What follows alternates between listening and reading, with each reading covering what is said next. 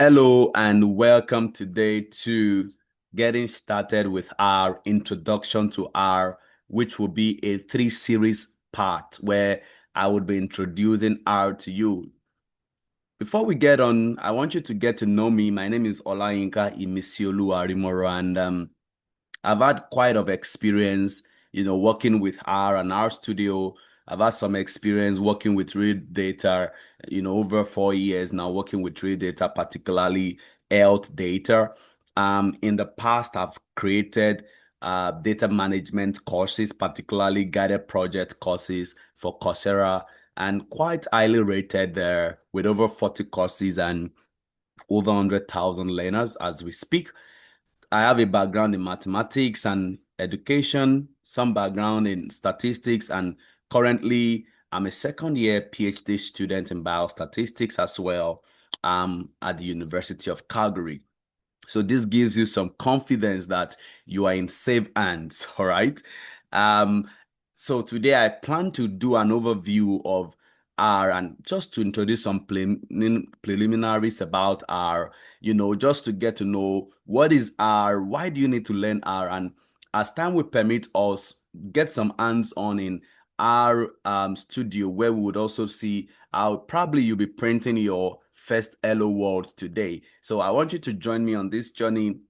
It's going to be quite insightful. It's going to be quite engaging. It's going to be a three-series part because I want you to take the info. I particularly broke it up in three parts to be able to, for you to soak in the information as we go on. All right. So today we'll just, as I explained, talk about R, why you need to learn R. And I would assume that you have installed R and RStudio. But if you have not, no problem. There's a slide where I will take a pause for you to get that done. And I also want you to know that this is for the absolute beginner. So you should not be afraid that, oh, I don't know what R is. I've just been hearing R. What you have come to today, by the time you leave this video, leave this class, you would have, added to your R toolbox. All right, so let's go on. R is not just a letter of the alphabet, right? You must have heard R a lot. It's actually an interpreted language and a software environment for statistical analysis. Think of computing, think of graphical representation and reporting. And it was based on the S language that was first developed in the 1960s and 1970s. Some history there, right? It was created by this men actually, Ross E. Acker and Robert Gentleman at the University of Auckland. And the whole goal was to embrace open source software. All right. R is an open source software. That means that everybody can have access to it. And it's particularly useful for statistical and data science programming. And it is one of the most popular, powerful tool and reliable tool in this space. So now, as a salesman trying to sell R to you, I want you to know why, as a popular man will say that when the purpose of a thing is not known, abuse is inevitable, all right? So it's important to note why we need to learn R. One of the most important thing is in the world of data science, if you plan to, be in the field of data science, data analysis, R is one of the most popular languages in that area. It's heavily used to analyze structured and unstructured data, structured data in rows and columns in tables, in tabular form, or unstructured data in the world where we have bunch of unstructured data from image data to music to text to geospatial data. We need tools that can handle this data, this evolving data. R is open source and it is free, unlike Stata and SAS, for example, is an open source software where you don't have to pay. Anybody can use it. All right. And given these, it has a large community of users. One of the things you must watch out for when you want to learn a new language, I mean, maybe you also transit to even human languages, all right? But I'm talking about software languages is the community of users. You would ask yourself this question: does it have a strong community of users? Because you would definitely run into issues and you need to find a community of support where you can resolve your issues. All right, so that's a very key one. And of course, it's independent platform and it uses the latest cutting edge technology, and it's a gateway to lucrative career, like I talked about, because it is used in many of our jobs. Think about every industry, some of these fortune companies, like for example Netflix, Airbnb, use R heavily in their workflow. All right. It's a powerful tool. I mean, I think that this point I'm about to make is one of the most important part of R. It gives you access to over 19,000, actually over 22,000 the last time I checked, packages with the predefined functions for almost every purpose. So there is a current repository that you can think of, because it's open software, right? People just come and develop things, develop the packages for their own use and put it out there for people to use. So think about geospatial analysis, think about bioinformatic analysis, all of these, there is a package for that purpose. It's beautiful because you know that there is something, there is a function to solve the problem you're actually going to face. All right. It also allows you to, create reproducible, shareable codes and tools for collaboration. This is more like a bit advanced when we start talking about R Markdown, so talking about things like R Shining. Okay. Some of the common uses of R is it's used for exploratory analysis, from basic descriptive statistics to creating plots to running analysis, statistical analysis like t-test, ANOVA, linear regression, multinomial regression. Think of all of this beautiful analysis. You can even use it for advanced analysis, from Bayesian inference to mixed effect modeling to tree-based modeling. That's the core of my PhD thesis, to random forest, to all of this beautiful, beautiful, fancy analysis. R allows you to do that. You can create publication quality figures and interactive figures through, like, for example, Plotly. And you can also build your own packages. I am building my own package currently. Hopefully, it will be out in the next couple of few months. You can also build interactive platforms like websites, actually, using R Shining. I've personally built about two R Shining apps where people can use for their own analysis, and it's open source. It's free for everybody to use. I remember during COVID-19, there were a lot of COVID-19 trackers that were built heavily on R and R Shining. Okay, so I hope that as a salesman, I've been able to sell some of the beauty about R. And I wanted to say that the reason why we are going through from the basic like this is, I believe in one huge philosophy that if the foundation is faulty, there is nothing you can build upon it. You imagine you're building a house and your foundation is not strong.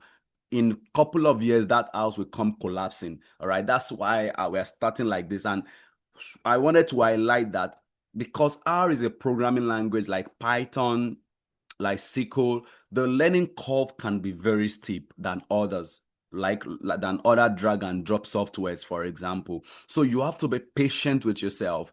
And I've noticed over my years of experience that the more you use the tool, actually for most programming languages, even for most human languages, the more you speak it, the more you use it, the more you get efficient, the more you get more fluent in it. All right. And that's the same thing with R. So you have, even with the mistakes, be sure to see a lot of errors as you start out. Yet the more you come back to it, the more you use it, the more you speak it, the more you become productive and fluent with it. And I've put a site here that when you get the slide, you can just click on it to read about statistical software guide. And I want you to know that you will learn this programming language by mistakes. Yes, even till now, even with my years of experience and having done a lot of fancy things with R, I still make mistakes. You still get those error messages, and debugging errors are still part of some of the things you will learn across the way. So expect those errors, you learn from them, you avoid them, and you don't let those errors frustrate you. There are some errors when I'm teaching students, because I taught R for many years now.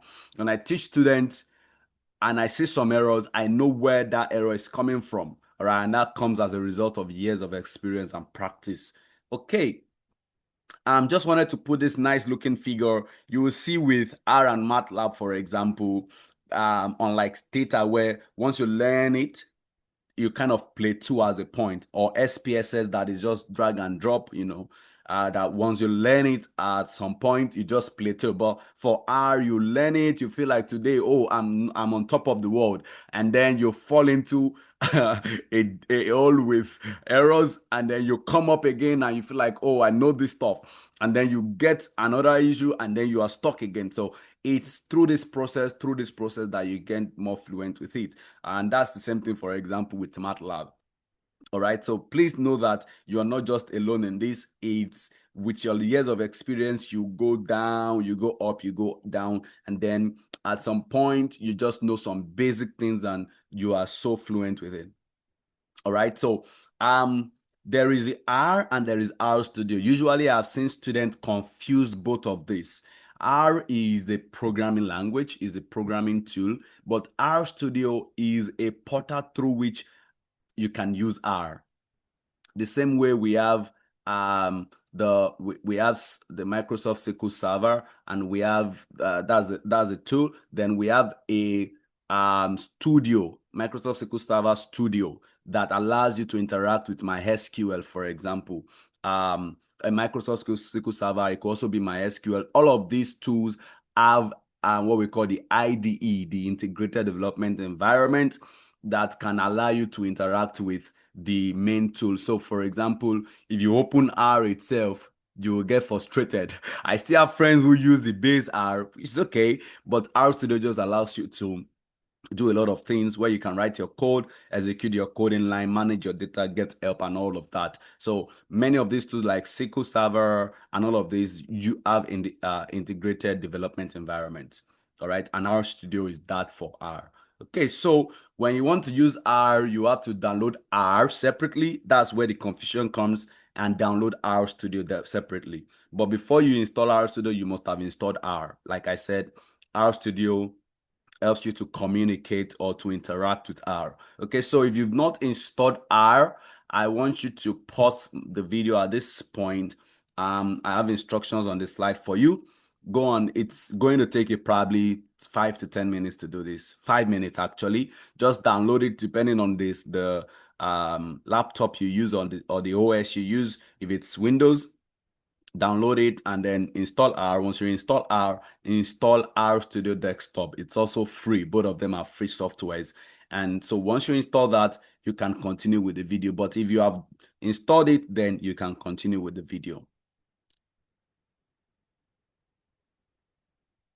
All right. Welcome back. I hope you were able to install R and RStudio.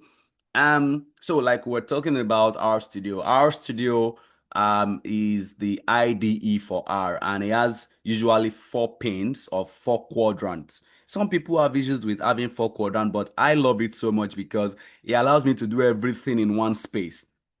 I can write my code, I can run my code and see the result of my code or my command. I can add the environment, history, connections, and things like that to see what codes I've written and other tabs. There also, if you start doing things like version control, you have the JIT also tab in this environment pane. Then in the other 4th quadrant, you have the files, the plots, you have the packages. In the 3rd video in this series, we'll talk more about installing packages and how to use packages. You also see the help, where you can get real-time help in from RStudio. All right. So when when we go back to RStudios very soon, you will see all of these things. Like I said, it has 4 areas, and these 4 quadrants have names. One is source pane, where you write your script, you save your script.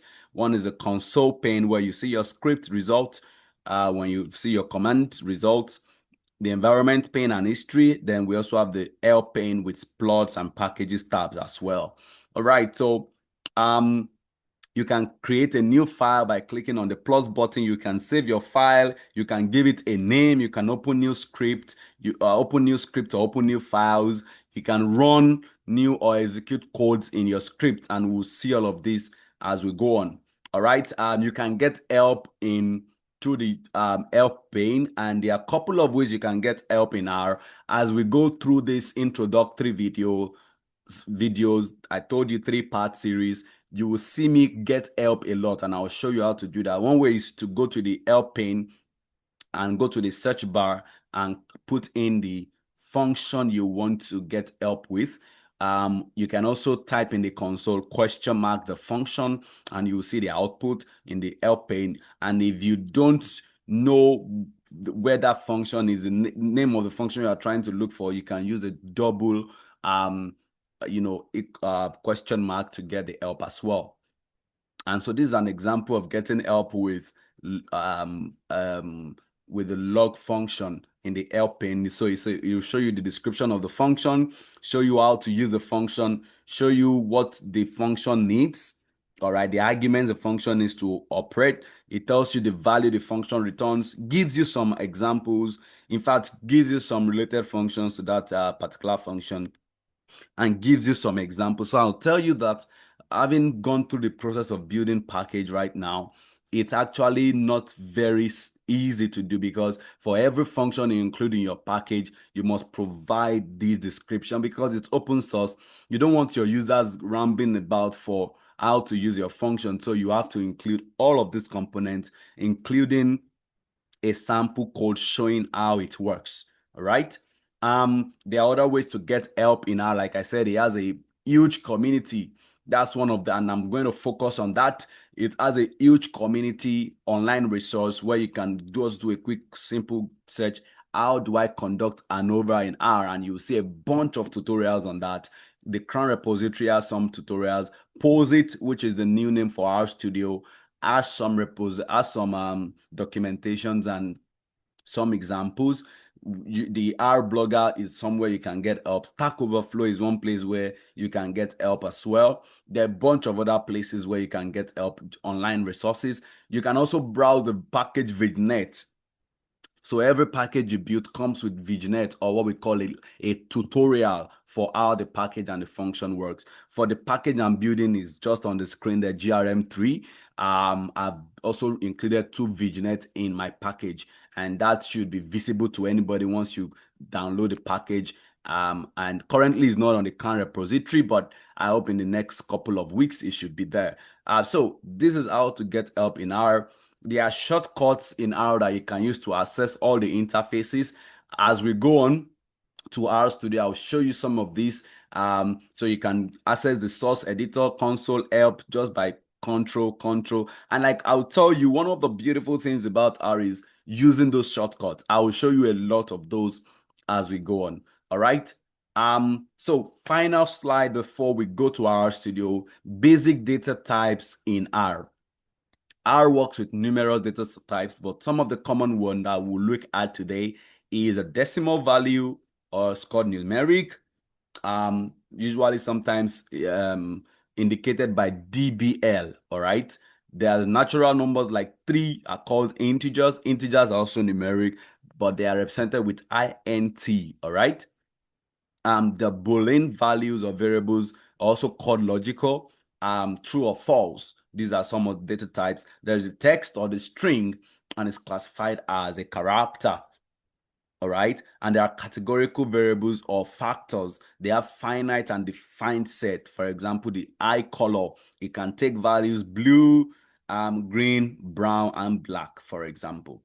All right. So I would now go to the final slide. Like I said, yeah, on working directory, I just wanted to talk about this because working directory is very important. It's like a folder where R looks for the files he wants to read and he wants to save your file. So it's important, very important thing. One of the basic mistakes that new learners of R make is the working directory. Your script is in somewhere, you're trying to call a data from another folder. So one of the things you must always do is to set your working directory. You can do that through the RStudio session, set working directory, choose directory. All of these, we'll look at them actually over the course of this 3 series video.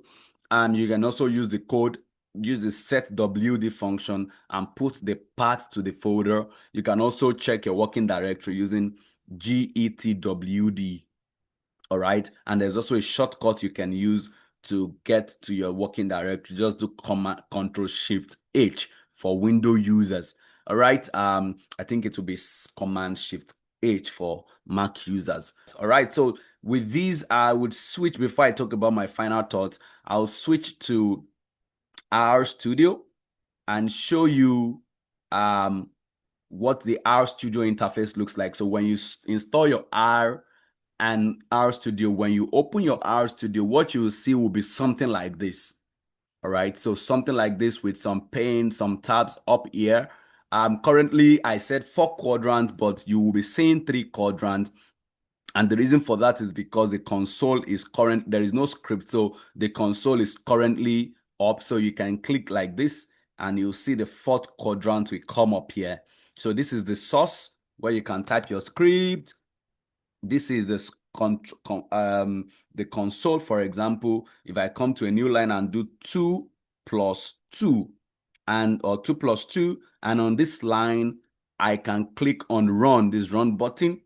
Down here on the console you see the result. All right, and here is the help and the file where you can get help. This is the help. For example, like we said, I can come here and type log.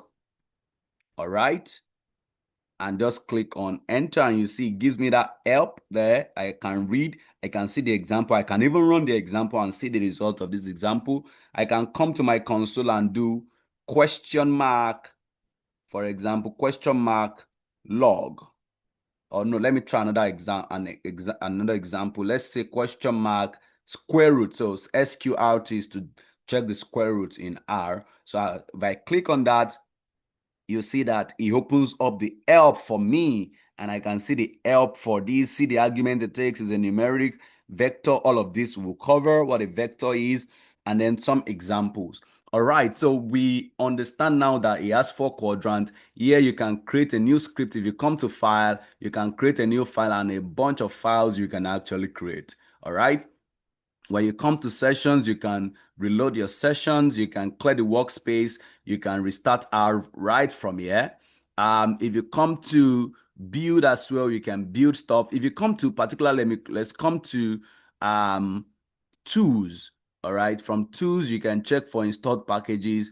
You can also check for keyboard shortcut. That's what I wanted to say. So if you click on keyboard shortcut help, you see all of those keyboard shortcuts here. There are a bunch of them. You might not learn everything, but you as you go on in your experience, you will learn some of them. One of them is for example, to execute your code, you press Control Enter. All right, instead of using the run button there, so you can do Control Enter. You see the shortcut here to run selected line. So for example, if I have a code, let's say the next one, you've learned about SQRT. So let's say we want to find the SQRT, the square root of 225, for example. I could use this run button here to run, and you see there, run the current line or selection, Control Enter. All right. For Mac users, I believe it's Command and Enter. You can highlight it and run it, or put the cursor on the line there. All right. And if I do Control Enter, you will see the result on the console. And that gives me what square root of 225 is 15. And when you come to history, for example, you see the history, some of the things I've done. All right, these are past stuffs I've done on this, but these are the recent one that we did. Okay. So one thing I like to do before I get more into it, because I've prepared a script that will walk through, I believe the script, you should have access to it as well, is I like to change the white screen, because personally for my eyes, I don't like using white screens, right? So I can come to view, come down to pane, all right, and then come down to pane layout. Okay, see the process, view, panes, pane layout. And in pane layout, I like to change the appearance. So I use modern, increase the zoom a bit. The editor font size 11, help font size 10, which is not bad. I like to use Colbert for the editor theme. So you see this nice dark theme that actually gives you that kind of nerdy vibes that, oh, I know R, right? Okay, so I'm just going to apply that. And this gives me a nice blue screen that I like so much. And You see how different things, for example, numbers are highlighted separately. When you write functions, they are highlighted separately. Okay, another thing I like to do with my view, because I like that when I write my code, I want to see the result by the side. So I like to switch my environment and my console pane. Okay, so that's easy to do. I come to view, panes as well, then come down to pane layout, and under pane layout, this is where the console is currently. So I'll just click on that and switch it with environment. Okay, and you see that console and environment are switched. These two have, so it means that I can actually switch these two ones too, but I don't want to do that. I want my source to be here to write the code and see the result by the side, not looking down to see the result. Okay, so I'm just going to apply that and click on OK. So right now, when I write any code here, so I can do 2 times 2, for example, control enter. So when you hear me say run it or write or run it or run the code, or when I say control enter, I mean I want to see the result. And you say I see the result by the side. I prefer to see the result by the side and to look downwards. Okay, now that you have had a quick tour of the RStudio interface, I have prepared a script that we'll walk through. So I'll come to File, come to Open File, all right, and just come down to the folder where I've prepared that script and open the script Introduction to R Part 1 script, all right? And this opens up for you, of course, because this is just introductory. I can delete this. I don't want to save this. I can delete this, and just this is the script we'll be working with. And then I like to also minimize this so that I have a more full space to walk through my script. All right, so in the next couple of minutes, we'll walk through this script and we'll see how beautiful that goes. All right, are you ready to dig in? And I hope that you've been following up to this point. All right, so let's get in and see what we have. So first, we want to print your first hello world. We want to print your first hello world. Okay, so I'll do print. Print is a function in R. Okay, print. Then, because hello world is a character, you'll learn that very soon. You just say hello world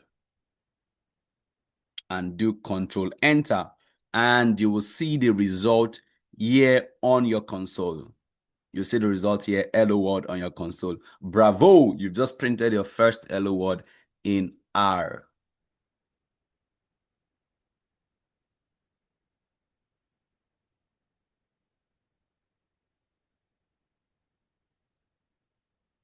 Okay, so that makes sense. You can even do print again. I just wrote my first R code. Okay, control enter, and that's to run it, and you'll see the result as well. Okay, and one of the things you will notice is as you go on, you can adjust things as you want. Same way I minimize this, I could expand this, I could minimize this, and you can bring it down, for example, to see more space. And one of the things you will notice is that as you go on, your console can get full and a bit messy. So one thing I like to do a lot is to clean up my console. There is a shortcut for that. I could use this clean button here. All right. And if you look at when you over this, it gives you the shortcut, and that is Control L for Windows users. So when you come to your console here and do Control L, all right, that cleans up your console. Then you can move things around a bit more. Okay, so let's go to the next important concept with R, which is variable assignment. In R, there are 3 ways to assign variables. There are 3 ways, though one of those ways is being used mostly, and I'll tell you which one it is. But there are 3 ways, and because you're learning the foundation, it's important that I tell you all of these 3. So for example, we can assign X to 4, Y to 5, and Z to 6. So what's a variable? A variable is just a quantity that changes value. That's a very layman explanation of it. So when we say something is an object or a variable in R, it means that it's holding something. It's holding a quantity, and that thing can change. For example, age is a variable. My age can be different from somebody else's age, can be different from a third person's age. So that's a variable. It changes value depending on who you're working with. All right. So let's assign x to 4. One way to assign variable in R is to use the equals to single equals to sign, and you say x equals to 4, and you can run that, control enter. Okay, and you will notice, unlike when we did 2 plus 2, we did not see the result. All right, we did not see the result because we have not called that variable. That variable just holds a quantity, but we have not called it, or we have not printed it. And I'll show you how to do that as we go on. The second way is I can assign y to 5. All right, and this is usually the most used method in R. For beginners, you'll be like, why can't I use equals to? But then there are things we call coding conventions. In R, the coding convention is to use the second way. So you say y, and then less than with a hyphen. Though my own laptop makes it looks like a arrow, but what is actually there is less than an hyphen. So less than hyphen. Some people might ask that, do I put a space there? I would say no, don't do that. It might not throw up an error, but usually convention is to write less than and hyphen. So you will see it come up often. Let's assign this to 5. Okay, control enter. Y is now equals to 5, or y is assigned to 5. The third way for assignment, this is used but rarely used, is to assign z to 6. And the way you do that is what you want to assign will come first, and then it's called right assignment. Right assignment. The one we've done before here is called left assignment. So right assignment will be, you do hyphen greater than the variable name. So this is called right assignment. Okay, so I can align that and do control enter. And when you come, let's go back to the environment. You see in the environment now, I've created 3 variables now. X is 4, Y is 5, Z is 6. Okay, that makes sense, right? So what we've looked at in the last 1-2 minutes is variable assignment. And I said the left assignment is what is being used the most. All right. So this is one of the things you must first learn, assigning variables in R. Okay, so let's look at some. I'll also minimize this again. Let's look at some computation. 20 plus 5. That should give you 25. When you do control enter or you run it, here you see 25. I hope you're doing this alongside. You should have access to this script as well. X plus 9. By now, you should be able to preempt what that would give you. Remember, we assigned x to 4. That's the whole idea of assignment, right? So what we are trying to say is we want to now use x plus 4 plus 9. So that's like saying 4 plus 9, okay? So 4 plus 9 gives you 13, okay?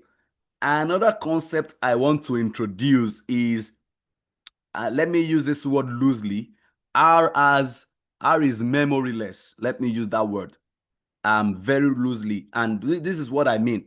Remember that we had assigned y to 5 here. Okay? In R, when you reassign a variable to the same name, it overwrites the last thing you have done. So basically, that's what I mean by memoryless. So here, if we assign y to 19 plus 4, 5. 19 plus 5 is 24, right? 24 will replace the 5 we have assigned before. That's what I'm trying to say. Okay, so when I run that, control enter, it runs correctly, but we have not printed it, or we have not called it. To call it, I'll just have to come to my console and do y and just call y, or I can come to my script and just say y, okay, and do control enter. In fact, I can also do print y, okay, and do control enter, and that will return 24 as well. The reason why we are not putting a double quote here is because y is a numeric variable in this case. All right, and you will not understand that as we go on. Okay, so now if you come to your environment, you'll see that y that was 5 before is now assigned to 24. I hope that makes sense. And I think we've seen the square root function before. That's 15. now we can do something. We can assign, oh, okay, this should actually not be here. This should actually be for here. All right. Now we can reassign y from 24. Remember that y is still 24. We can reassign y to the square root of 15. That's using equals to. Of course, that's the first way to do it, but I don't usually do this. I prefer to use the left assignment for convention reason. So when you run this, Control Enter, all right, you will see that gives you, when you open up your environment, you see that y is now reassigned to 15. So you see the memoryless property I was talking about, that y overwrites the last thing, sorry, r overwrites the last thing if you give the same name in R, okay? So I've shown you how to call a variable. When you call a variable, you can just call the variable name or do print the variable name, all right? So you can run that. Y is 15. Remember, X was 4. If you call it, X is still 4, all right? If you reassign X to 6, you definitely know what that would do, all right? Now talking about the basic data type, if you reassign X to 6, you have 6 there. So if you run Control Enter and you open up your environment again, you see that X is 6. You don't even need to open up your environment every time. You just need to call X. So I can call X and say X, all right? Or I can do print X, okay? And that returns 6. Now, let's talk about the next. That's a numeric type. Let's talk about the character type. When you have something in quotes, all right? When I run this, I have signed W to a character variable. That's hello. I can call it or print it, and you'll see hello. So a character is a string or a text, and it's usually in quotes. All right. The next thing I want to introduce with these is very key concept in R. I'll say that 90% of the mistakes you would make as a beginner in R is as a result of this important point, that R is case sensitive. R is case sensitive. R is case sensitive, meaning that Z, capital Z, and small letter z can hold different variables and they will mean different things. And some of the functions, some have very sensitive, case sensitive in terms of how you write the name of the function. I feel like that's probably one of the maybe hardest part of R, when you're learning this, that it is case sensitive. But once you know this, you know it for once, okay? So I can assign Z to a character, that small letter Z, to a character word, okay? And I can assign the variable capital letter Z to a number, and I will run it, okay? When you go to the environment, you will see that these two have two different variables there, small letter Z and capital letter Z, world and 8, all right? Two different variable types. One is a numeric and one is a character. You can call these variables by doing print, okay, small letter and a print word. You can call the capital one and you see that it's 8. So same Z, but case sensitive. That's something you must know. Okay, let's do some addition that we saw earlier. When we did the addition earlier here, we did not save it in a variable, but we can actually save things in a variable to make it reusable, all right? So I can save X. Remember what X is? X, we can come quickly. My console is getting a bit full, so I can do Control L. I can come here and do X. X is 4. Capital Z is 8. So I can add these two together and save it in a variable called add. All right. So when I do that, when I run this, Control Enter and print add, it gives you 14. So if you go to your environment, you'll see that there is a new variable add that is 14. Same thing If you do x plus y, x is 6, y is what? Let's see what y is. What is y? Y is 15, right? Okay, so 6 plus 15 should be giving you 21. And I'm saving it in another variable, add 1. Because if I save it in add, it will replace the 14 I have here. So I'm creating a new variable, add 1. Or I can do add underscore 1 or add dot 1. Just something that I can remember. Again, there are instructions for variable naming conventions that I think in the second part in this video, I will show you that. So I'm just going to run that, Control Enter, and go to add, and you'll see add 1 is 21, different from add. So this is to make sure that I have two different variables. All right, I hope what we're doing makes sense so far. What do you think would be the result of this? I want you to pause the video for a minute to think about this. You can print what W is, and you can print what Z is.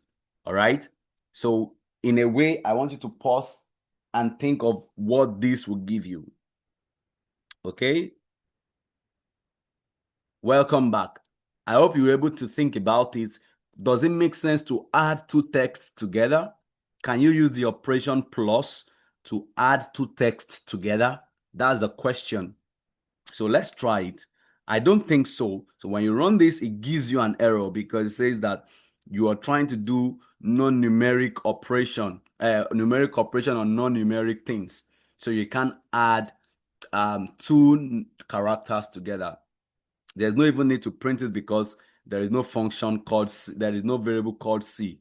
But there are ways that you can add two things together, in two characters together. You can use the paste, for example. You can use the paste function and just say paste X and Y together. And sorry, not X and Y, W and Z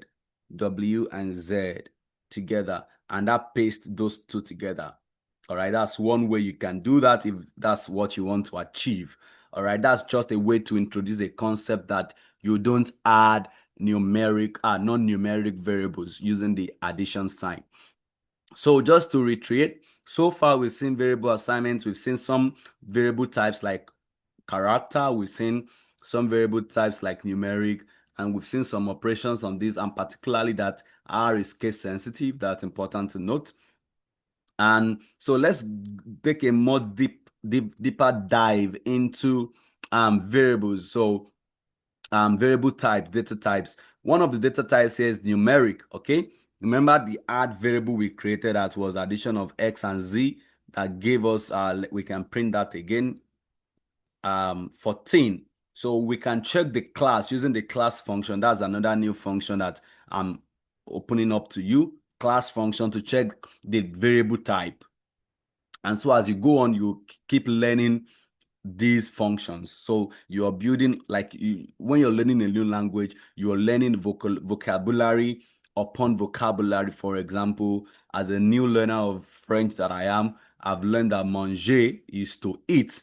I'm learning this vocabulary over vocabulary, but in programming languages, what you learn is the functions. These are what allows a language to make sense. Okay, so class, when you do class of add and run, when I say do or call or run, you do control enter. Okay, so control enter gives you that the class of add is numeric, definitely. When you set this to 7.2, creating a new variable called num, it could be anything, is any name, but make sure that the name is something that any other, because the whole goal is that your code should be reproducible. So when I send a script to somebody, you should know that, oh, this is number, or the variable name I'm trying to create. And you will notice something I've been doing that might have prompted a question. This is how to give a comment in R, either with one hash or multiple hashes or whatever. It could be multiple, but I like to use two. I'm used to doing that. It could also be one. So what you're doing is trying to give comments. So one thing I must say is, for every of my scripts, when I teach students, you must comment your code. Your code must be commented. I've been opportune to write, our script that goes up to thousands and thousands of lines, and yet everything is commented, because I would imagine that if I share this script with somebody else, the person can use it or can relate with it. Okay, so let's set this to num 7.2, Control Enter, and let's print num. Now, I believe we are getting used to these terms now. Let's print num, come down to Control Enter. And of course, because it's a comment, when you put your cursor on this, it will not, when you run it, it will not give any error. It will not even run anything. All right. So you see num is 7.2. This is to check the class of the variable or the data type. So if I run that, it tells me it's also numeric. It's numeric. So we've seen a basic data type of numeric. All right. As we go through this, it might not make so much sense yet, but as you go on, you will see that all of this builds on top of each other. All right. Let's look at the class of W. Remember, W was I think LO, right? So again, I can clean my console, Control L to clean up my console a bit, or you can use the brush here. All right. So class of W, it tells you is a character. Remember from the slide, a character, a text, or a string. Okay. And you can create a new character variable 1, 2, 3, 4, 5. And I put this on purpose to teach a very important concept here. To teach a very key concept that in R, when you put anything in quotes, no matter what it is, whether it's numeric or not, it becomes a character. So when I run this, all right, and you print CHR, as you would imagine, when you check the class, it will be a character. So this is like a numeric character variable. And you think that, oh, but this is 1, 2, 3, 4, 5, 6, 4, 5, right? Why is it a character? But because I've put it in single or double quotes. Usually double quotes is used. It's a character. Of course, there are ways to easily change between character and, numeric variables. So let me just show you that quickly. So for example, if I want to create car, I can create a new variable called car num. All right. And just say as dot numeric. So this is one function and you see what it says. It says creates or coerce or test for double precision vector. That's numeric. So I can just put the variable that is character. So basically I'm saying I want to change this character variable. Okay. I want to change it to numeric. And I want to save it in a new variable called car num. That's what it's saying. So I'll run that. That worked correctly. If I print out car num, and one thing about R is R IntelliSense allows you that when you start typing, it brings up the options for you. All right, that's R IntelliSense in operation. So car underscore num, when we call that or we print that, you see now it's 1, 2, 3, 4. So using this singular function is actually a base R function. I'm able to change a character to numeric. And if I check the class of car num, it tells me it's numeric. But if I check the class of car, it tells me it's character. All right, I hope that makes sense. And all of those are being added to my environment variable. Logical is just true or false, and you'll see that as we go on, for especially when you're using arguments in a function. So I'm going to run that and just check the class. I just want to show you that it's a logical variable or a Boolean variable. I think the final thing here is the categorical or factor. So a factor, a categorical variable, is a finite and defined set. So for example, levels at a university, 100 levels to, for example, 600 levels. All of these are characters. All right. All of these are characters. All of these are characters. But because I want to hold multiple character variables together, I'm using the C function. Okay. This introduces us to the next video, which is on data structures in R. And one of the data structures in R is a vector. To create a vector in R, we use the C function. So let's go back a step where we did the square root. I could have done something here actually and say, let's say I want to find the square root of multiple numbers. So I'll say root, that's the name I want to call the root numbers, for example, and do and left assignment and use the square root function. But because I want to hold multiple numbers, I will use the C function. So the C function is a vector function, and you'll see that at the start of the next video. Okay, and I'll run that and put that here. For example, 225. I want to also check for 100. I want to check the square root of 1, 2, 6, 7, 8. I don't know what it is. So because I've used the C function, what I've created here is a numeric vector, and the square root function can operate on all of these at once. Right? When I run that, it runs correctly, and I can just print it root nums. Okay, and you see that it tells you the square root of 225 is 15, the square root of 100 is 10, and the square root of this imaginary number I just put here is 112.596. All right. Okay, I hope that makes sense. So same thing with what we are trying to do here. In this case, we created a numeric vector. We can also create a character vector, and the factor function just turns it to a factor. All right. So let me clean my console, Control L. All right. So I can just run that, and I save it in unique fact. That's the name of the variable. And I put a comment, of course, what it is. I can print it, just telling you that it's a factor variable with levels. Okay. I can also just call it, instead of using the print function, I can check the class. That tells you it's a factor. Okay. I can check the levels, how many unique levels are there. There are 6 of them. I can check the number of levels there. That is 6. I can check the class of each of the individual levels, and that tells you it's a character. You see, that makes sense because this one is actually a character.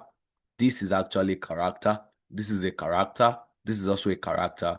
This is also a character. So I can do something here and say, for example, let me add another duplicate. Maybe this is for another person, say another person in 200 level. Okay, now I have 7 values here, but there are still 6 unique levels. That's the whole point of n levels. Okay, so if I run this again, you overwrite. Remember, you overwrite what is currently there before, and I can print it, and you see that there are 7 values: 1, 2, 3, 4, 5, 6, 7, but there are 6 unique levels. So the 200 level is a unique level, but it's appearing 2 times. So let's assume there are 2 people that are in 200 level. That's what it's saying. All right. So the final thing before we close from here is you can list all the variables you have created today, and that shows you can remove a variable. So I can remove the variable, for example, the variable X from this using the RM function. Okay. So I can just remove the variable. And when I check the list again, ls, I don't see X in this list.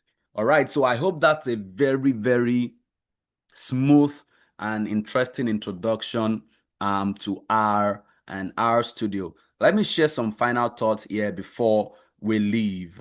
Okay. So my final thoughts are: explore the RStudio software. Don't be afraid to make mistakes. Always remember to set your working directory. Use comments when coding to improve reproducibility. That's very important. Remember that RStudio is case sensitive, and make use of shortcuts to save time. With R, you hold the key to unlocking the stories behind your data. So this is very important. In the hands of a medical professional, this insight can lead to life-changing discoveries. Very key point. And these are some resources you can explore when you see this slide. And this will be continued in the second part. Thank you so much for joining me. And I remain Olayinka I, Arimoro, and it's a pleasure walking you through this introduction. See you. A bientôt.